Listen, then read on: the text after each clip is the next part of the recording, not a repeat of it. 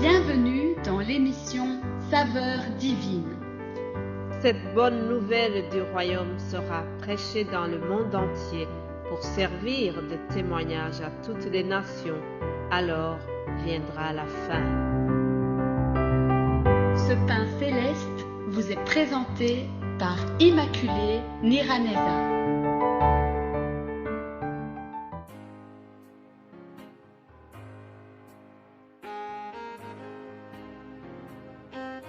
Bienvenue très chers amis à l'écoute de l'émission Saveurs divines.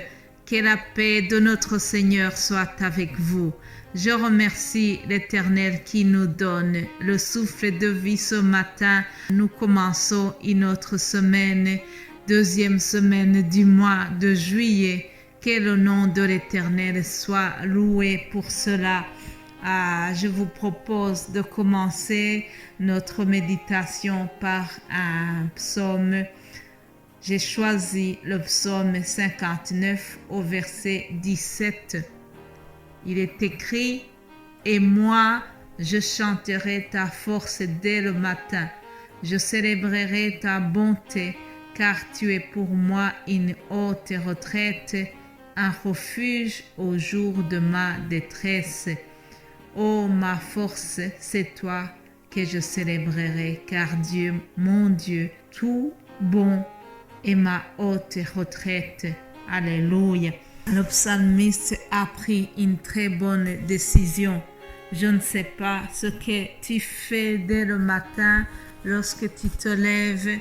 Il y a plusieurs choses que nous pouvons faire dès le matin, mais celui qui a écrit ce psaume, il a dit « Dès le matin, je célébrerai ta bonté. » Quelle belle décision! Dès le matin, en sortant du lit, je chante, je déclare que Dieu est bon.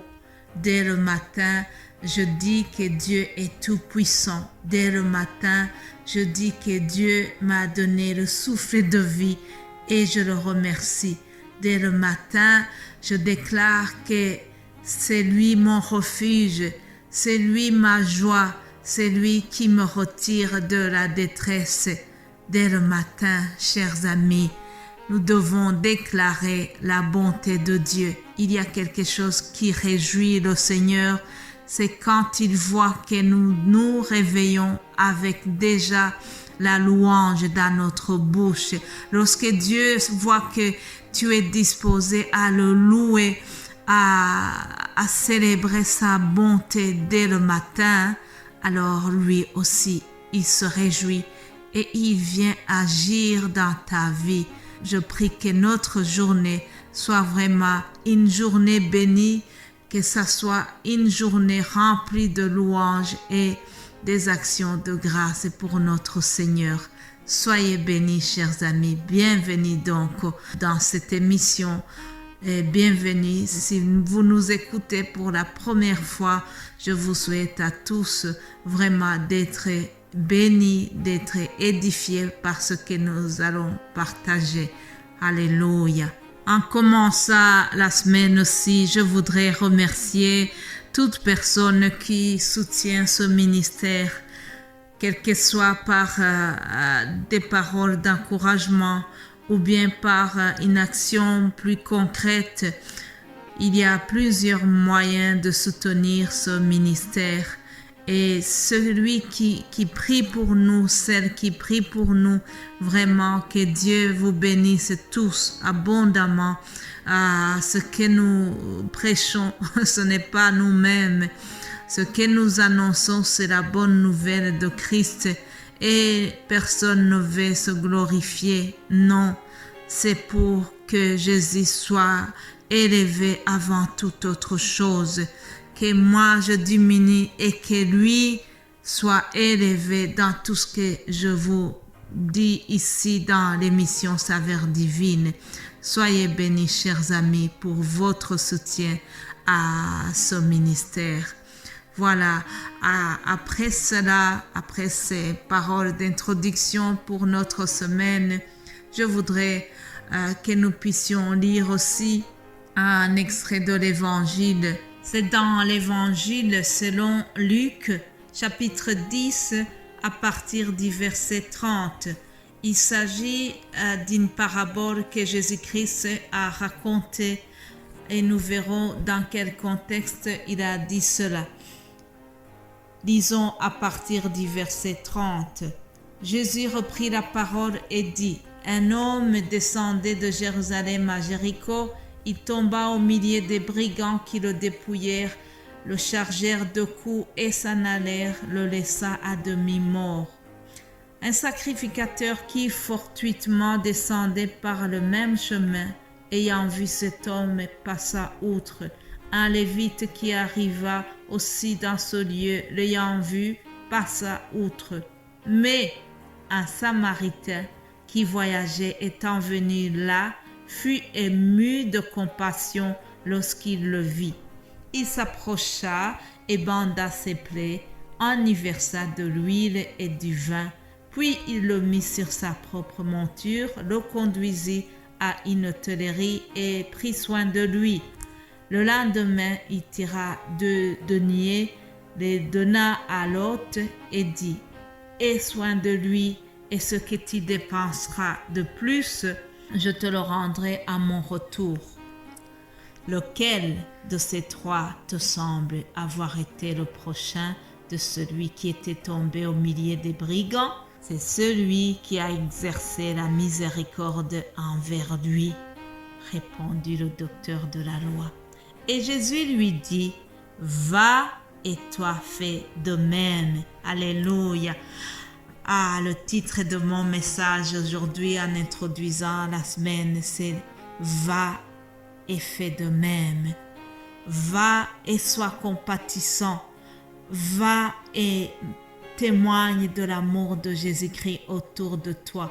C'est une parabole que Jésus a racontée en s'adressant à un docteur de la loi. Alors, le docteur lui avait posé une question. Dans les versets qui commencent, on voit qu'il lui a posé une question, mais ne pas pour vraiment être informé, mais il voulait éprouver Jésus-Christ. Vous savez, Jésus avait des opposants. Alors parfois, il lui posait des questions pièges, juste pour voir si Jésus-Christ maîtrisait la situation. Alors, il lui a posé aussi la question en disant: Maître, que dois-je faire pour hériter la vie éternelle? Et Jésus lui a répondu: Tu aimeras le Seigneur ton Dieu de tout ton cœur, de toute ton âme, de toute ta force et de toute ta pensée, et ton prochain comme toi-même. Ce docteur de la loi, il a montré à Jésus qu'il connaissait vraiment la loi de Moïse, qu'il maîtrisait beaucoup de choses, mais il ne connaissait pas très bien la notion de son prochain. Alors Jésus-Christ lui a donné cette parabole pour lui expliquer qui est le prochain.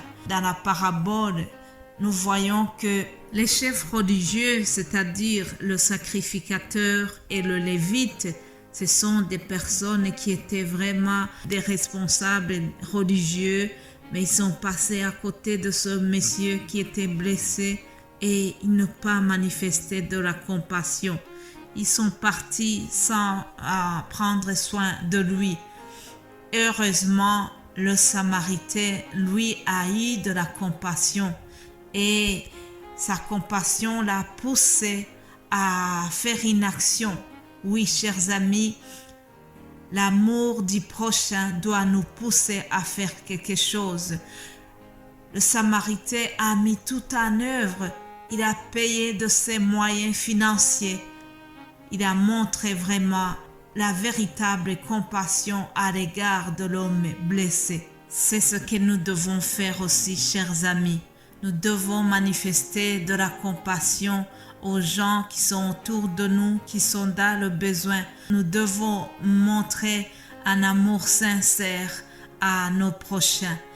C'est pour cela que j'ai dit que le titre d'aujourd'hui c'est « Va et fais de même ». Allons-y, chers amis, témoignons de la compassion autour de nous. Si nous voulons vraiment que les gens nous reconnaissent comme les disciples de Jésus-Christ, nous devons manifester de la compassion autour de nous et nous devons témoigner de l'amour de Christ autour de nous. L'apôtre Paul a exhorté les Romains en disant que l'amour soit sans hypocrisie. Romains 12, verset 9. C'est ce message que nous allons voir demain et je termine en vous souhaitant encore un bon lundi. Que Dieu vous bénisse abondamment. Merci d'être à l'écoute. Merci de témoigner de la compassion autour de vous. Amen. Que Dieu vous bénisse. Alléluia. Amen.